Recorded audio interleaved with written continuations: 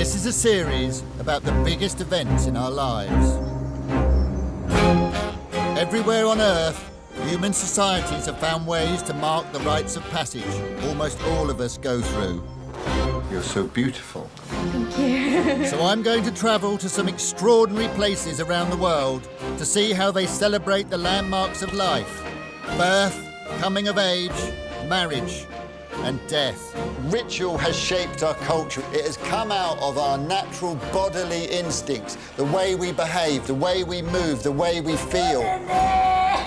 I'm Grayson Perry. I'm an artist. And in my work, I've always tried to cast an anthropological eye on the world I live in. That spirit has just come all over my shirt. And it seems to me that here in fast-changing, increasingly secular Britain, we're in danger of forgetting what a rite of passage can do for us. I've been at funerals where the priest forgot the name of the deceased and their partner. So I'm hoping the ceremonies I experience will have something important to teach us. Look, what a privilege! When I get back, I'll meet people in the UK who are going through the same events and who want to mark them in ways that feel true to their lives. I'm really interested to talk to you about how we can help you have a really good death. Together, we'll devise our own ceremonies, rites of passage for how we live now. All rituals were invented by somebody. They didn't just come out of the ether from God.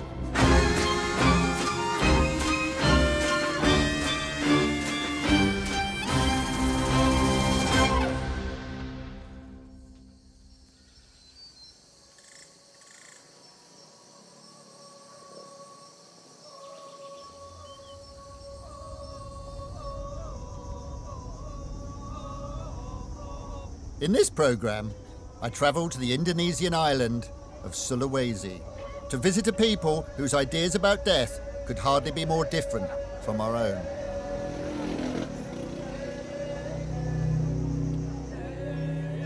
Living high up in the remote and rainy mountains that run down the spine of the island, the Toraja have held on to many of their traditional beliefs, where most of Indonesia converted to Islam, Hinduism or Christianity. I've been invited to the funeral of Mr. Alu, and on the first day of what will be a 5-day-long ceremony, I met his 86-year-old widow. How long were you married to your husband? Sudah lama, waktu Belanda. 70. Tak bisa nak dari Oh tu my baik-baik. goodness. Tidak lain nak dekat baling pu. Oh, yang kurasakan tu sebab spesial mo eh. When did he die?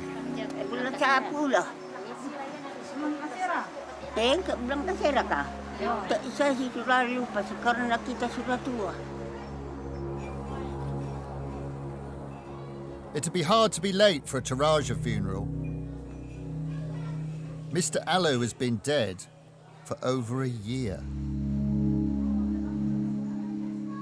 This is so alien to our own British concept of death and funerals. I mean, here's Mr. Alu. He's been lying here in state, really, in this traditional house, and his widow's been sleeping in the next room. A Toraja funeral only happens once the family feel they're ready for it, and they typically wait for a year or more. For the Alus, that moment has finally come.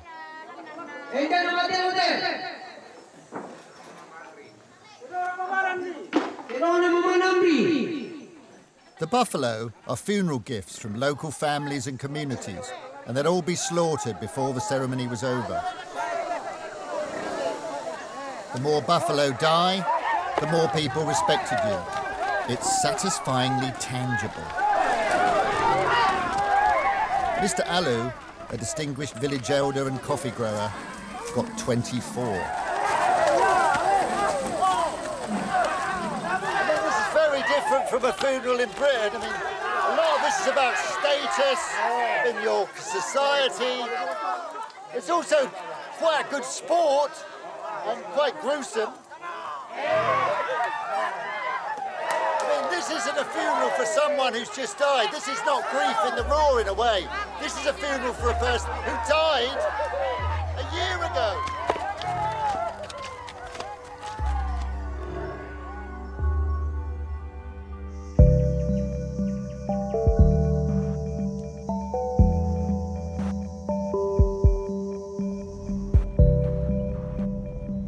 Whilst the slaughter and spectacle of Mr. Alu's ceremony continued, I wanted to understand what this separation between a death and a funeral does for the Taraja emotionally. So I travelled to the next village to meet the Joshuas. The family matriarch, Mrs. Joshua, had died. But I arrived at a fraught moment. One of Mrs. Joshua's daughters had come from another island to visit her.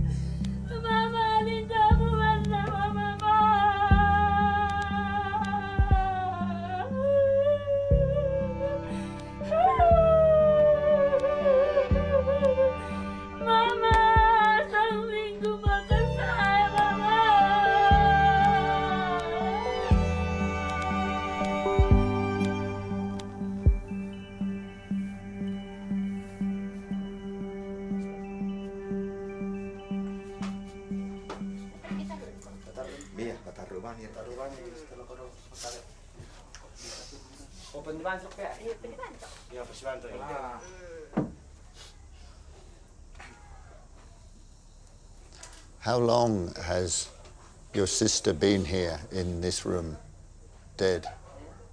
Sa atom mamati na, tanggal 15. How do you feel, or your family, having her here in the house? Na rata mortorato kidi ko rintang na vela na di pakampam pati me anak na sampuna sehingga edobanwa di nanna di badoba babanwa na ta na vela male di tampe mintu ki sirampuna sa keluarga jagai. And do you give her food and drink and talk to her? Ya, memang dipakaria.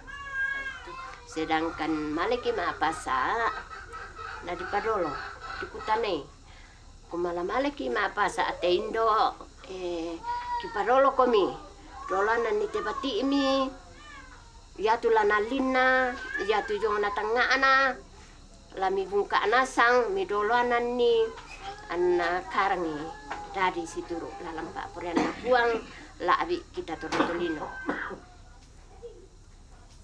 And does having the body here in the house help with grieving and coming to terms with the death? Ya. Tantong kinakamas itu mintu keluarga. Kopi liberke. Sama. The first question that's on your lips, I know it, is does it smell? But every village or family will know someone who has been handed down the knowledge on how to embalm the body, and they will use maybe palm wine and local flowers and roots, and this works because I can tell you there is no smell. And also you'd think, it's something horrific or scary because in our tradition, the body is something we are scared of. Here it is completely okay. It's very domestic, it's very sweet. It's a member of the family. It's ordinary.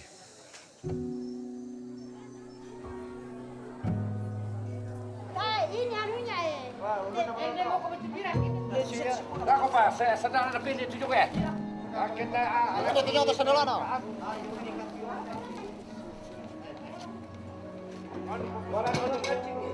Sa dolo. Ako pa, patamasan.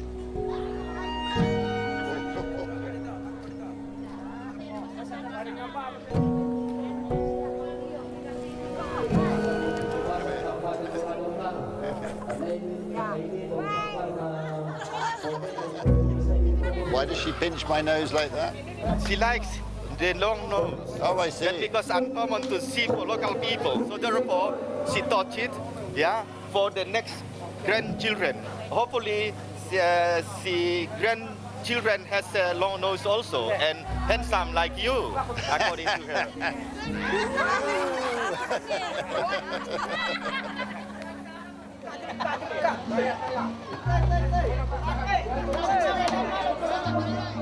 Looking at this funeral, it's really made me thought, when do we really die? We in the West, we're so bound to rationalism and science. We think it's the moment our hearts stop beating, or brain death. But maybe we die when we're forgotten, or when we're not loved anymore. And maybe that says something about our attitude to feelings. You know, here, they take them very seriously because they give it plenty of time and ceremony and space for those feelings to take on reality and to have their due importance, whereas in the West we think, oh, dead, on, go, stop the smell, let's get rid of it. And I think there's something very powerful about this.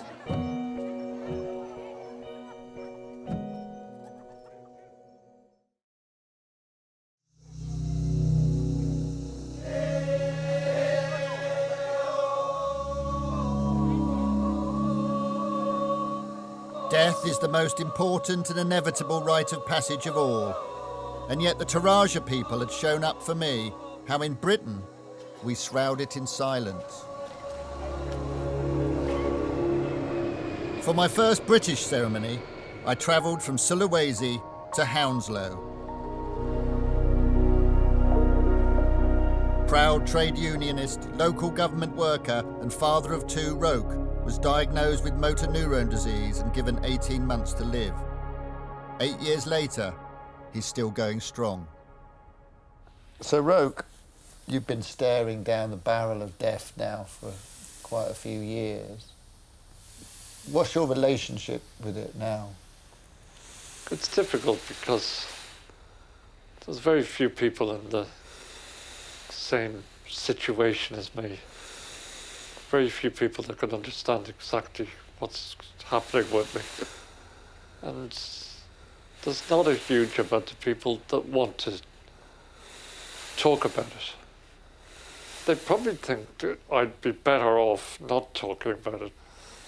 And sometimes I feel what they're actually doing is they're not comfortable with it themselves. And we also have this notion about once death arrives, the person is transformed. I don't think there's ever been a pain in the arse that's died. But there's been plenty of pain in the arse living. I understand now that if I stop using the ventilator, it would take about 7 to 10 days. The idea of death used to frighten me. But sometimes, these days, I just want to get it over with. Roch's clear-eyed view of death is bracing, but it can't always be easy for his wife Deirdre to hear. It's funny, for me, it's like, because my dad died suddenly. That was it. 1 minute he was mowing the grass, and then he came inside and collapsed. That was the end of him. And so this, being able to really treasure the time you have left, knowing that it's limited, but in a way, it's a kind of a blessing to know that.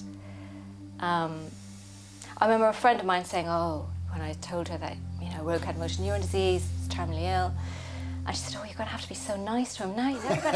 You're never going to be able to have an argument. You won't be able to shout at him anymore. That's going to be so hard, she said. But I think he'll tell you that that's not the way it went. And you still do, you have your relationship. You have arguments. But that's part of life, and it's part of living with it, I think there's a lot of ways that we've lost touch with how we formalise the really big events. I never even went to my mother's funeral last year because of family relations not being existent, really. But my brother went to it and my sister went to it. And my sister's word she used, she said, was, it was the most inappropriate occasion she'd ever been to. And that wasn't necessarily, what that was she was casting a judgment on it, I think, was that the whole ritual in its perfunctoriness, it did not reflect the tone, the feelings, the history of the people in the room or the person in the coffin. And I'm really interested to talk to you about how we can help you and your family and your friends have a really good death.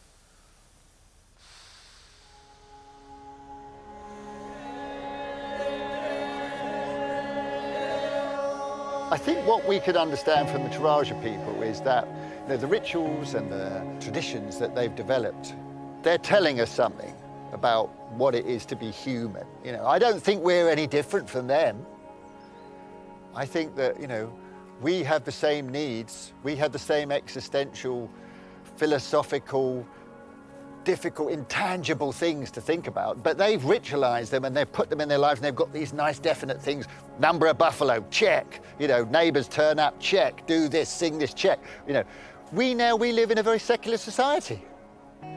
And I'm looking to see how we can reframe these big moments in our lives, re-energize them. I want us to feel more alive in that moment of death.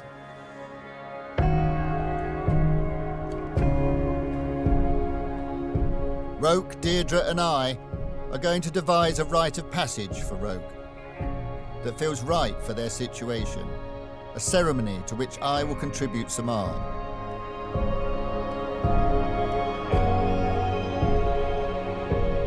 For my second ceremony, I travelled to the Netherfields estate on the outskirts of Middlesbrough to meet Alison and Kevin. 6 months earlier, their 17-year-old son Jordan had been knocked off his bike and killed by a drink driver.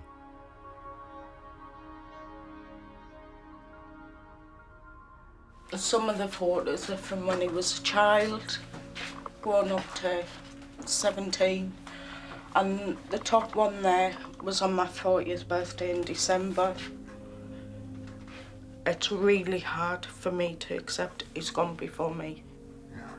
I should have gone before him. Does all this help?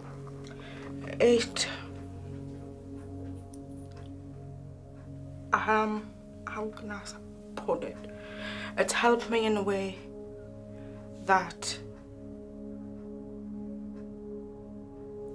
is there when I want to go and see him. I've also done his bedroom in the red and blue, and it's a place where I go to speak to him.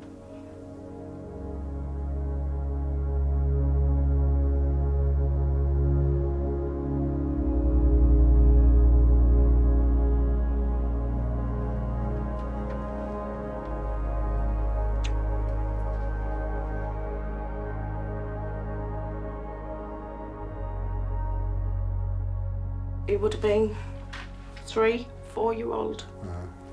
We did have a wedding DVD, and very first dance where Jordan's dancing with me, it won't play from there on. It just cuts out completely. So it's hard to describe because I'm not religious. It's as though he's telling me, let me go. But I don't want to let go. Just have one more cuddle of him, one more kiss. I know it might sound funny to yourself, but many days when it's been cloudy, I've seen his face in the clouds.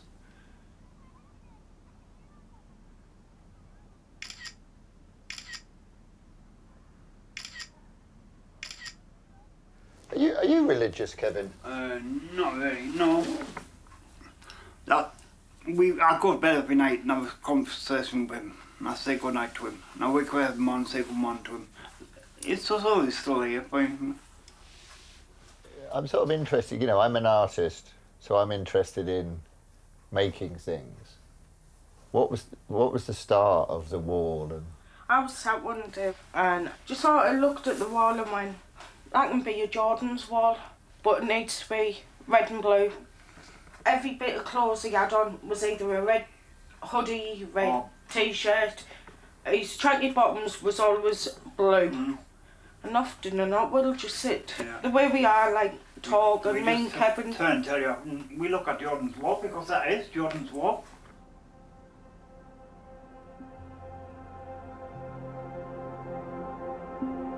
I feel like I'm at the beginning of a religion. I feel like I'm witnessing the birth of a major belief system. It's sort of like I can understand how world cultures were born from strong feeling, the basic sort of philosophical and moments of life, that we have to make sense of them, because they feel so senseless and irrational, and our brain is crying out for order and meaning. And how are we going to do that? And the way that material culture and ritualistic behaviour almost gets drawn to that strong feeling like a magnet, clang, clang, clang, it attaches. I must do this thing, I must paint this thing, I must face this thing, I must walk this thing. It is a very basic human instinct to organise around our strongest feelings. And what could be stronger than mourning the death of a child?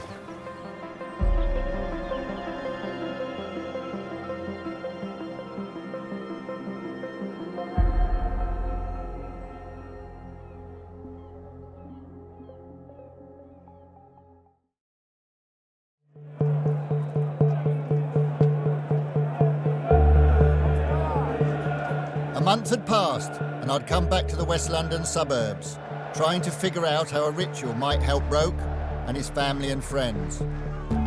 I'd seen how the Taraja hold their funerals, not when medical science says you're dead, but when it feels right emotionally, for the living. Roch took me to the football. As a fan of Brentford FC, he was well aware of the power of ritual to help us face the inevitability of tragedy and defeat. Strong atmosphere of football match on a Saturday afternoon. There's something incredibly comforting about it in a way. It's this sort of institution. It keeps death away for another week. That regularity is a sort of delusion of immortality, that we're always going to be another football match.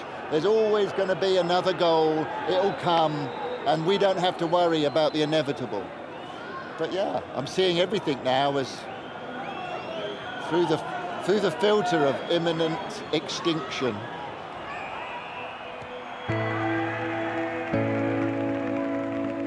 tell that joke because you actually tell it much better, please. The one about the cross-eyed George.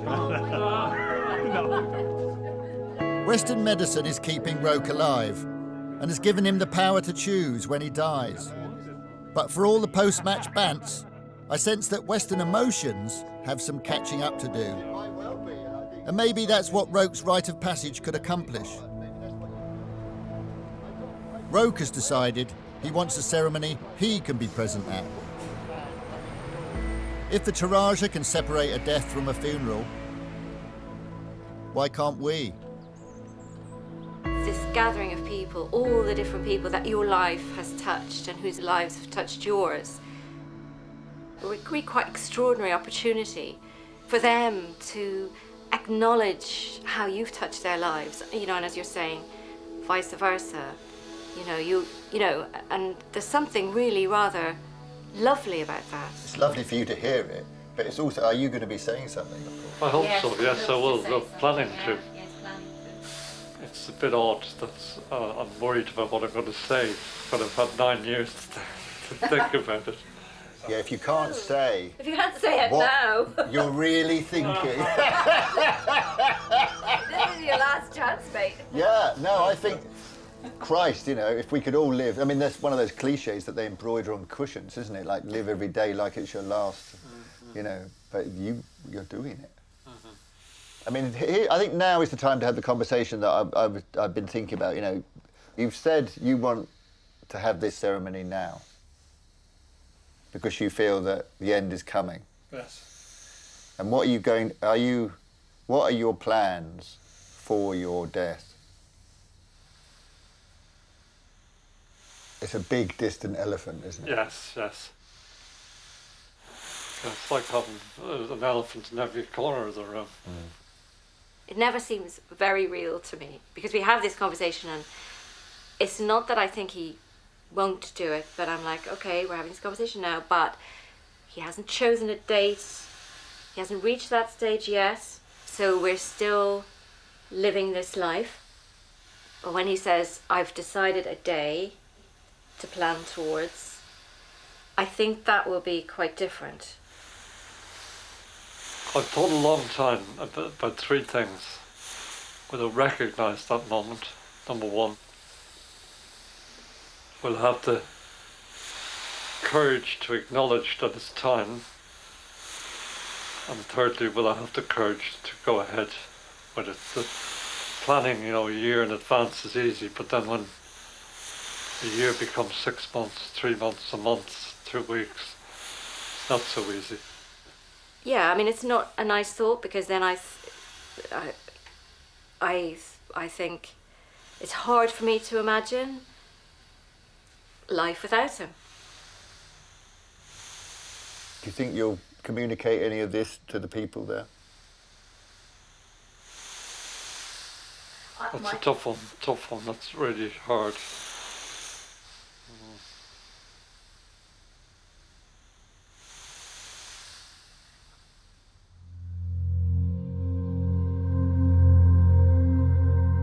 The ceremony we're devising for Roch would celebrate a full life, well lived. The one we're devising for Jordan would be about a life cut brutally short.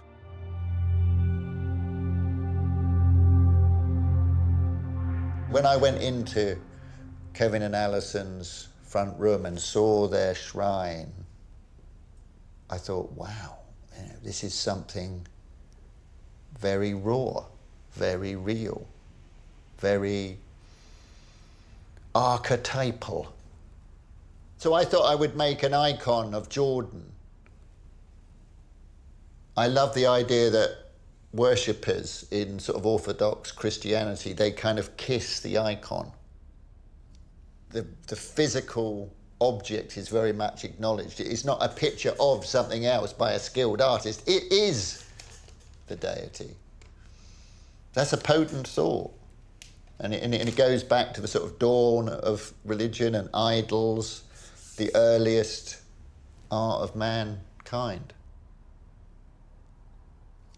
I went back to Middlesbrough on what would have been Jordan's 18th birthday.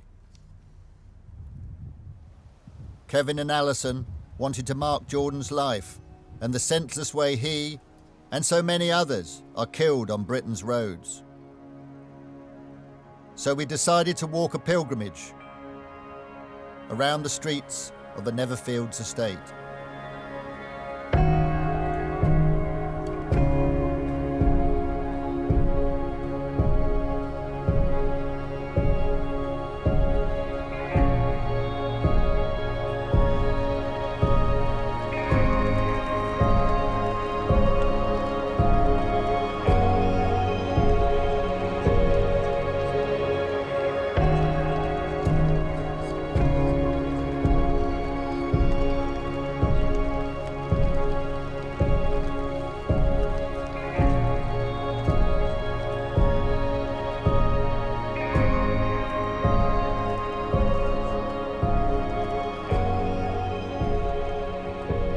We're going to walk round the kind of stations of the cross of Jordan's short life to sort of follow the geography of his 17 years on Earth. Well, Jordan, we've brought you back to school, son. Did he like it at this school? He loved school, never one day off. He could be full of flu and he'd still go to school. He loved this place.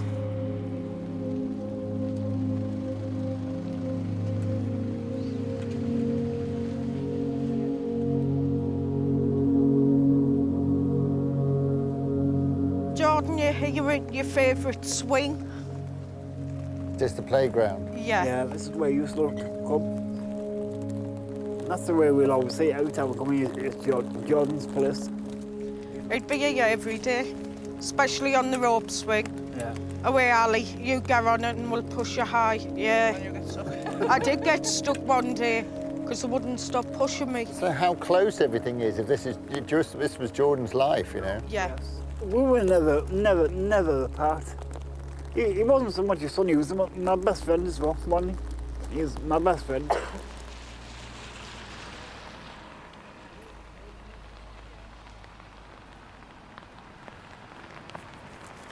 Is this the exact spot? Yeah.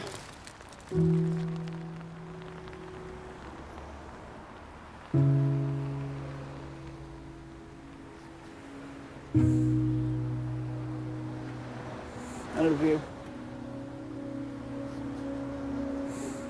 I wish I could take it away. I would do anything to just for a place away.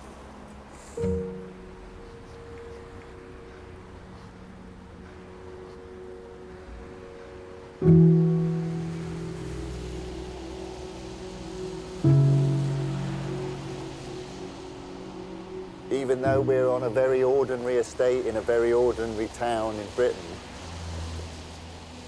this is still incredibly numinous.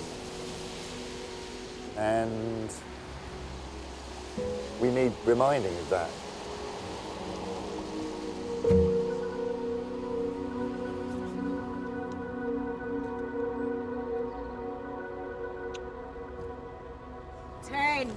Nine, 8, 7, 6, 5, 4, 3, 2, 1. Happy birthday! Happy birthday, Jordan.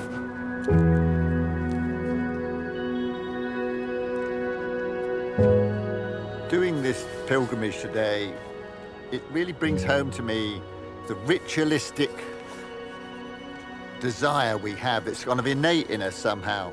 You know, the way that we try to sort of fumble our way in a very intuitive fashion into making meaning.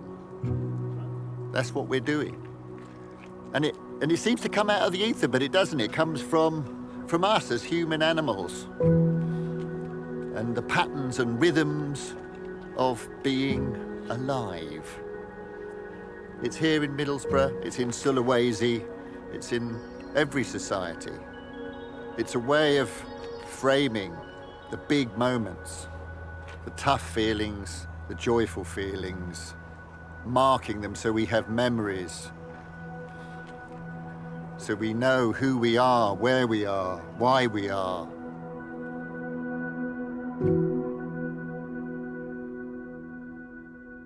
You may be wondering what I'm going to do with this. And there is a place I'd like to see it. And it's here. Thank you.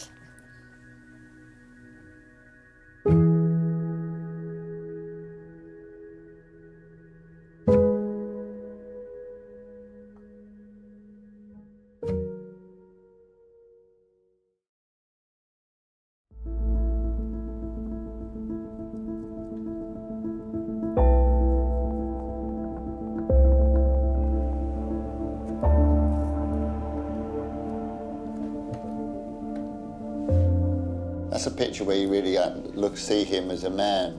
It's hard to see beyond a breathing tube sometimes when you meet him now. 4 months had passed since I first met Roch and Deirdre, and Roch's motor-neurone disease had advanced significantly in that time. They've set a date for his farewell ceremony and asked me to MC the event.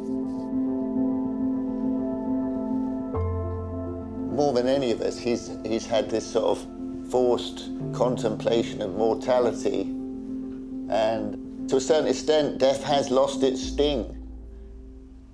So I'm making him a kind of living funeral urn, really.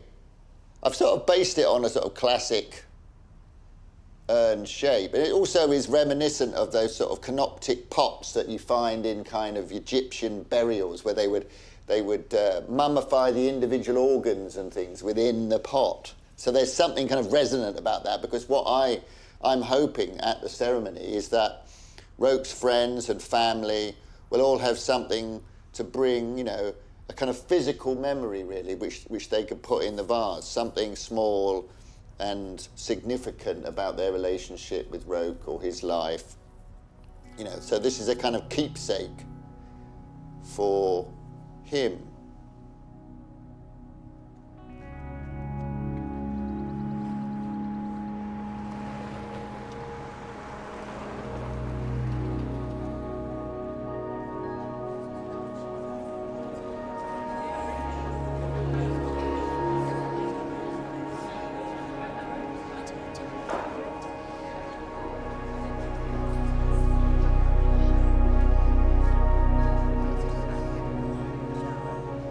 I don't think anybody here would have been to a living funeral before.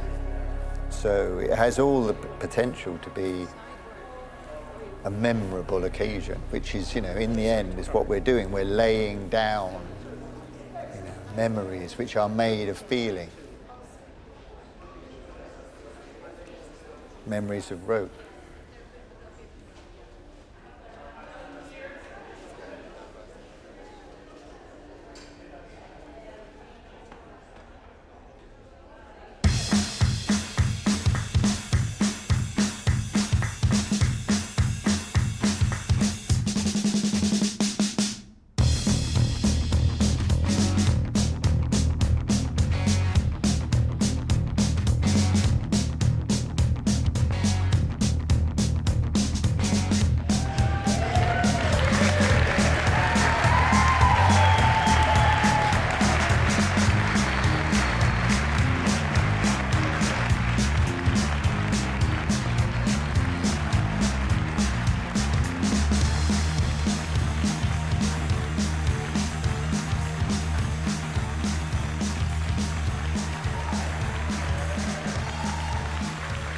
Well, welcome everyone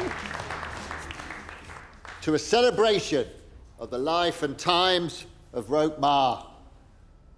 This is a formal time to witness and celebrate the good relationships that have bound you to Roch. It may be your last chance. So to kick things off, Roch's wife, Deirdre.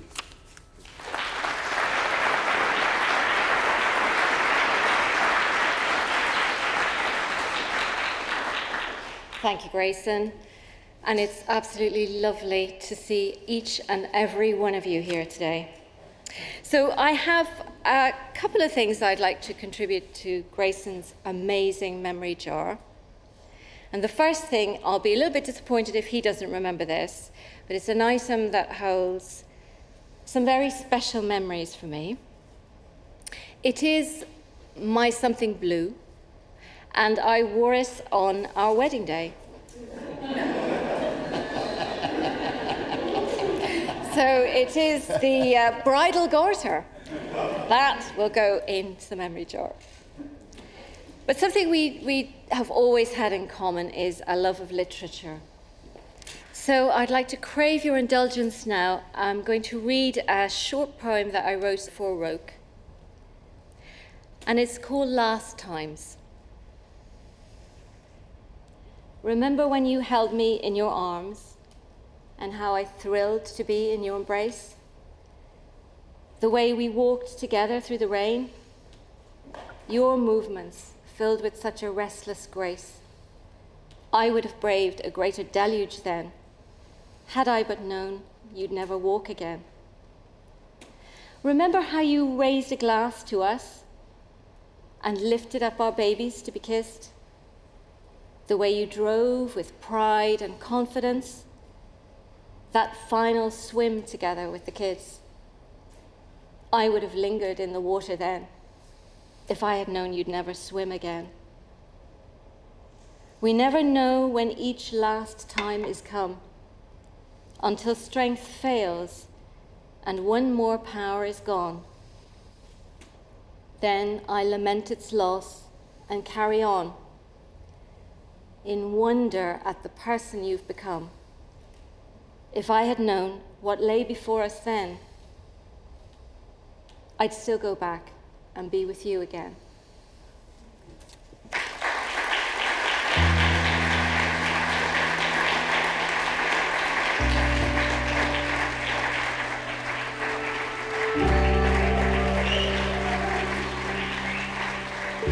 I'd now like to invite you all to come and bring your things for the memory jar. This is Roch's, and I'm quoting, babe magnet, chick puller, and sexy vest. Yes, Roch, hope springs eternal. It's been much worn, and each time apparently with utter conviction of its powers. I really enjoy it when he's out in the garden having his cigar and I can smell it in our side of the house. And they've been fantastic neighbours. We've spent the last 12 years or more maybe going to see Brentford. This is my first season ticket with Roch. This picture, I think, sums us up perfectly. Me and you in a pub with a bunch of troublemakers, smoking cigars, sticking two fingers up against the world. And that is us. Roch, this isn't going to sound right, but I was always delighted that when you came into the hospice, I was always looking forward to meeting you and spending time with you. And I learned a lot from you, mostly, I have to say, about alcohol. And so I thought what I put in the jar was some beer. Then I thought perhaps they won't go into the jar. So last night I drank them, and I brought the bottle top, so I'll put the bottle top.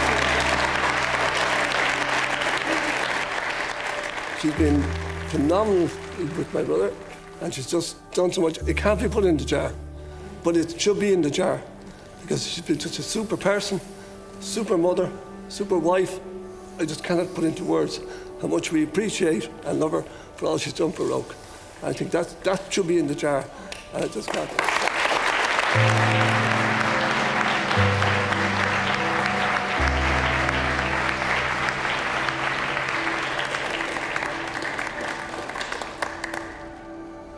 Wow. It's kind of fitting that the jar is really full. And that reflects Roch and his heart and his life, I think. And when I made it, I thought, have I put too much emphasis on football or beer? And I'm thinking now it kind of works. Here, I'd like to welcome the main man himself.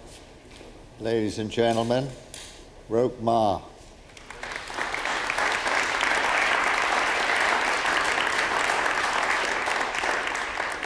I'd like to thank everybody for coming here. I'm pleased that I can share this day with Deirdre, Kate and Tom.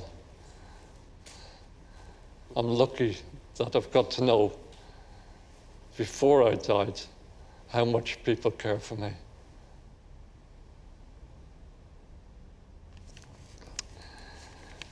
Death is a tough subject to speak about. However, I've been facing it for 9 years. It's a credit to all those here that no one ever told me to change the subject when I went on about it, which I did a bit. Sorry about that. But today, I feel I've come to terms with the fact that my life has reached its closing stages. Death is close. The first step to acknowledge is that the time has come. Then comes the time that family and friends must be told. Fundamental to this process is the fact that it must be made clear that the decision is mine alone. I'm here today to say that this time is close. I wish to say goodbye. I need you to know I'm at ease with this decision. Michel Montaigne said, 450 years ago that if one knows how to live, one knows how to die. All here have helped me to live, everyone. Consequently, I think I now know how to die. I've had a wonderful life, and I'm ready, I think. Thank you.